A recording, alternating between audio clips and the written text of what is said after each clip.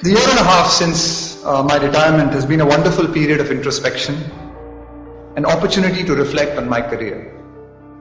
Looking back, I'm certain that cricket has made me a better, more well-rounded person. It certainly gave me the opportunity to mature personally and the platform to experience both success and failure, learn from them and accept them both as part of life. I'm often asked for advice on how to be successful. Honestly, there are a million ways to be successful, and I'm nobody to tell you which one is right for you. Each one of us has to find our own path. I'd like you to picture a boy born in a typical middle-class family. I was that boy. What made us somewhat different was that my uncle played alongside C.K. Naidu for the Holkar team, and my dad represented his university team, and he was completely cricket crazy.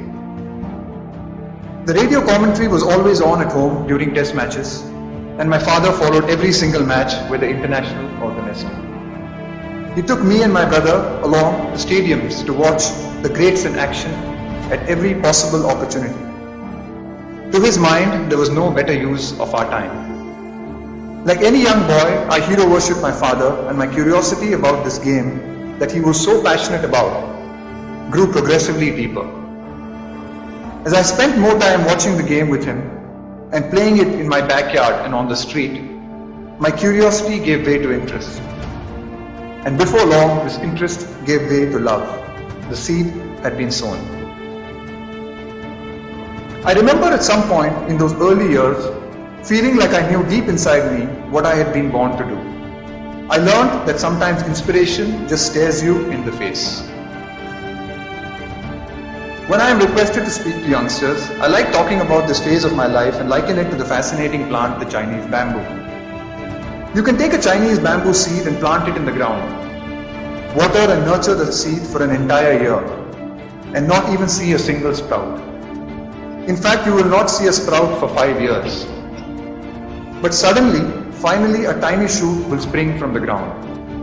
And over the next 6 weeks, the plant can grow as tall as 90 feet. It can grow as fast as 39 inches every 24 hours. You can literally watch the plant grow.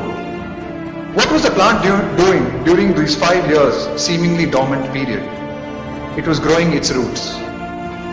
For 5 full years, it was preparing itself for rapid, massive growth.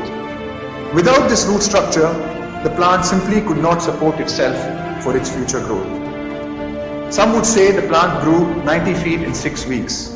I would say it grew 90 feet in 5 years and 6 weeks. This period tested my faith and willingness to believe in my own talent at the beginning of my journey. I even captained the Indian Under-19 team. Question I got wherever I went was, when are you going to play for the country? Now this is not something that I had any control over, but the question began to dominate my life and my being. Even when it wasn't asked, it was the elephant in the room. I ended up playing 5 years of domestic cricket before getting my national break. It was frustrating. I remember putting a sticker on my Kinetic Honda which read, "God's delays are not God's denials."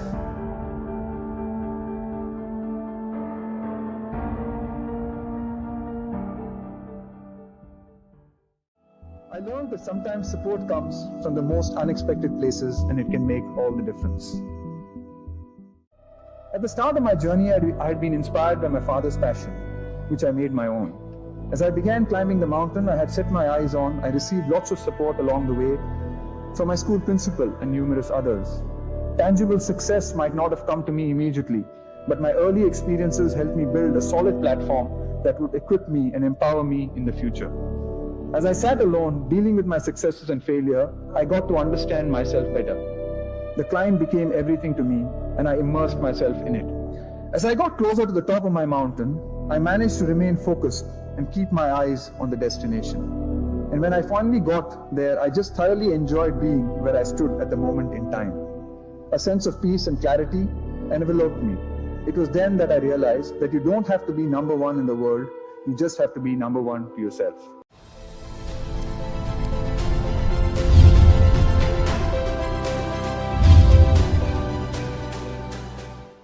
a remarkable cricketer and a remarkable human being. There's so much to admire about Rahul Dravid. Someone who always said yes on a cricket field, someone who was gritty and tough, dare I say, someone who hated being called the wall because he once said, I think I had a few more shots than a wall could have had.